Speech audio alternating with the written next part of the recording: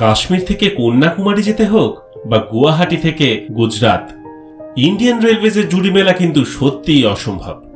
সারা পৃথিবীর সবচেয়ে বড় রেলওয়ে নেটওয়ার্কের মধ্যে একটা হলো এই ভারতীয় রেলওয়ে। কিন্তু ভাবুন দেখি, এই যে আমরা ট্রেনে চড়ে এত লম্বা লম্বা সফর করছি, সেটা কি আদৌ সম্ভব হতো যদি ট্রেনে টয়লেট না থাকতো? ভাবাই যায় না, তাই না? তাই আজ আপনাদের এমন একটা চিঠির গল্প বলবো যেটার জন্য ট্রেনে টয়লেট চালু হয়েছিল। চিঠিটা লিখেছিলেন এক বাঙালি ভদ্রলোক, নাম অখিল চন্দ্র সেন। চিঠিটার বয়ান ছিল অনেকটা এরকম।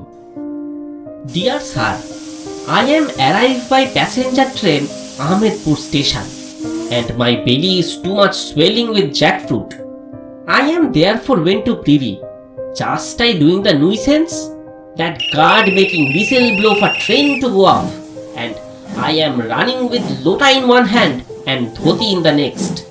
When I am follower and expose all my shocking to man and female women on platform, I am got left at Ahmedpur station. This too much bad. If passenger go to make dung, that damn guard not wait train 5 minutes for him. I am therefore pray your honor to make big fine on that guard for public sake. Otherwise, I am making big report to papers. Yours faithfully servant, Okhil Chandra Sen.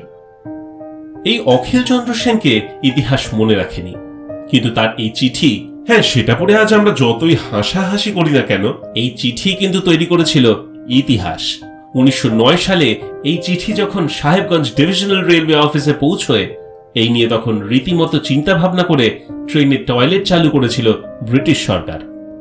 অখিল বাবুর এই চিঠি আজও রাখা আছে new দিল্লির national railway মিউজিয়ামে।